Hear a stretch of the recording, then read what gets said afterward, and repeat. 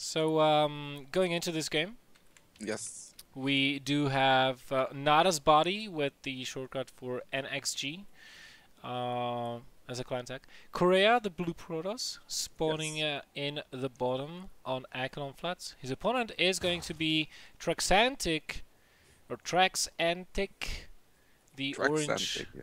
Zerg. Yep. It's gonna be a ZVP, and yeah, Oh, there's a lot of right. options on this. I think he is going to go for the regular Forge expand though. On this map, it's kind of hard because you've got such a big ramp on the expansion. True. That's why everybody is scouting after the pylon immediately. Not that you don't do it on other maps in PvZ, just there are builds where you just don't scout at all, only after you lay down your Nexus when you're going Nexus first.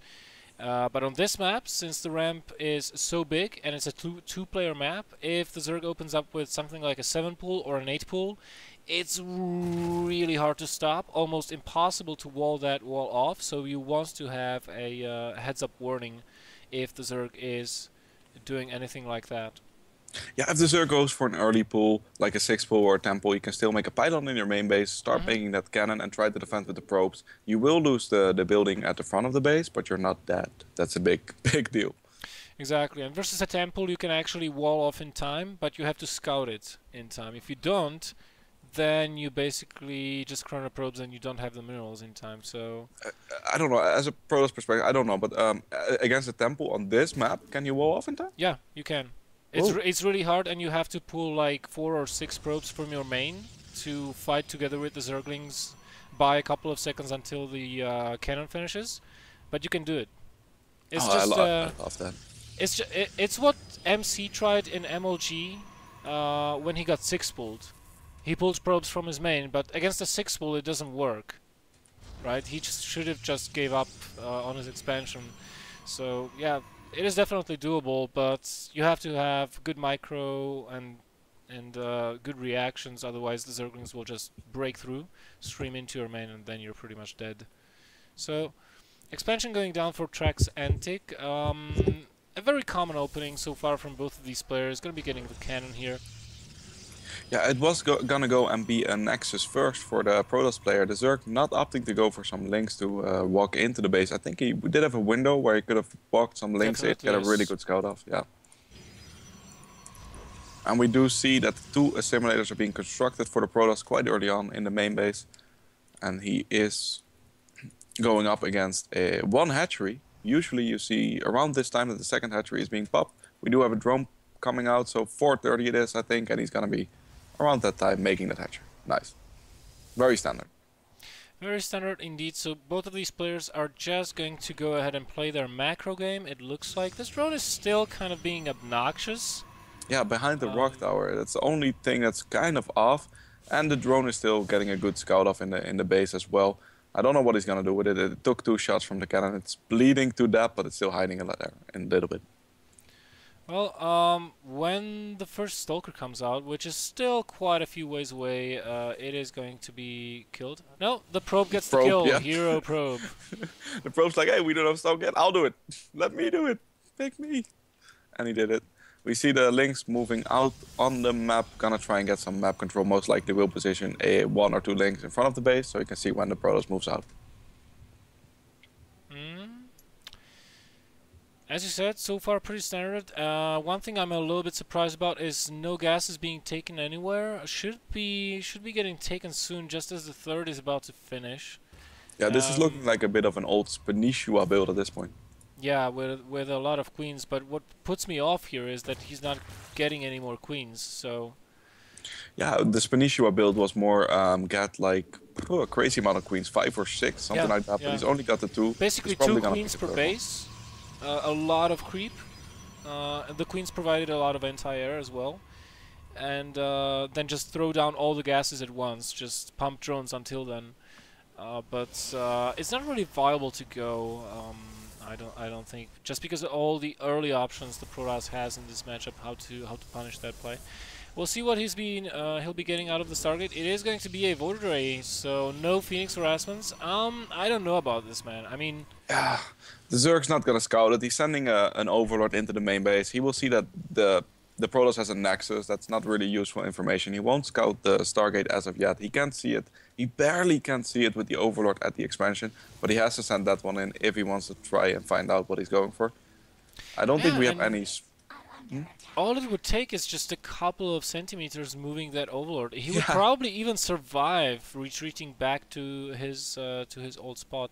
He might see it now, though, with the Overlord from the main base. Yes, he does actually see the Stargate, and if he takes a close look, he will see that it's Void Rays being Oh, he put out. even sees the Void Ray Yeah, popping he even out. sees the Void Ray. So immediate Hydra transition, of course, Yeah. in the making. And the reason I don't like getting Void Rays this quickly is that, like, it is true that Void Rays are ridiculously strong in this matchup right now. Not even in, not only in PvZ, but also in PvP. Oh, and we have an Patrick, he's all-in. adding a few gateways. We have an all-in in the making. He's just going to I chrono think out we 3 or 4 Void Rays, and it's just going to go for it maybe. No, he's bringing down the rocks. This really confuses me.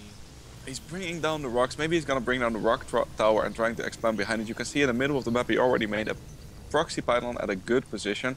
You can't warp up, but you can warp down. So they're gonna be straight at the third and the natural from the Zerg. It's a really good position to place a pylon. That is true. +1 is happily chiming away as well.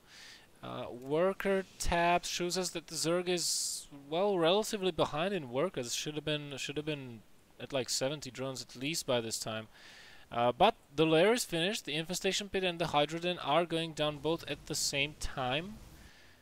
Wouldn't be surprised if we see a Hydra swarm host, but I would really not advise to do that.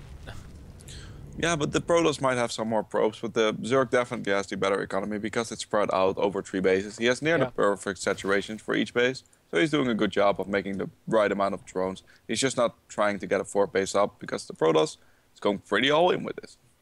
Yeah, and it is going to be Swarmos Hydra. I don't know how this will work out. I mean, when the Protoss attacks now, the Hydras will probably be able to defend quite easily because they just do an outrageous amounts of damage. But with all the Zealots on the ground, I don't know. A little bit of a miscue on those Overlords though. He's moving a lot of them back, but they were all grouped up in the middle of nowhere. And that's not where you want them to be. And he's gonna snipe off at least 3 right there. There are some Hydras and some Swarm hosts to defend. I don't know how this is gonna go, but I'm really excited to find out. Swarm host doing a lot of damage to these Zealots right now. Well, yeah, but as long as the Zealots take care of the Hydras, and they're not going to do that because with the Swarm host, with the and Locust, the Lynx actually taking down the Stalkers and the Sentries, so that's a really good trade-off for the Zerg Mothership right Core there. might go down. No, the Hydras don't have the It does go down! Whoa! Really? Even without the muscular augments, they were able to off-creep, they were able to catch up to that Mothership Core. Right now, you know, with the Swarm host, I wonder if he'll be getting any more. No, he's transitioning out of this immediately, getting a Spire, just using the Swarm hosts to have a really strong army, really a lot of punching power. Yeah, going for Muta is not a bad idea because, like I said in the 2v2 we saw last game, Muta are really good against Void Rays. They're like one of the best counters to them. And he's not making Phoenix, he's going for Storm transition. Storm in HUD is not good against Mutas. They're too fast. It's not. They're too fast. And I think I know what Traxantic is doing right now. He'll be just massing Swarm hosts, and he's getting the Spire not for Mutas, but for Corruptors. For Corruptors! He's just making a couple of Hydras here and there to stay alive, because there is another warp in. And he's kind of maybe expecting another attack as well. But he'll be just going Corruptor, couple of Hydras, but mass Swarm hosts, and the Corruptors will be just to deal with the Void Rays, because the Locusts will be able to deal with everything on the ground, and we have an attack of Zealots at the 3rd base, but this is going to be cleaned up really easily. Now, Korea did see the Swarm host moving past the pylon when he was trying to move out, so he has a little bit of time where he can respond to them. And air is definitely the way you want to respond to Swarm host. There's a few ways you can do it, but I feel with Corruptors being on the field, Phoenix might be a good idea to lift them out of their bird holes. Yeah, or you know, a couple of Tempests, like 4 Tempests maybe, and then just continue other units, just to snipe the swarm host, but you need detection over that, and there is no way to get permanent detection. Robo only just now going down. The swarm host already laying siege. This is not looking good for Korea. I think this is going to be a long, drawn-out death from him, because without splash damage, those locusts just have too much of a DPS. And Storm, let me tell you right now, is not the best answer to locusts.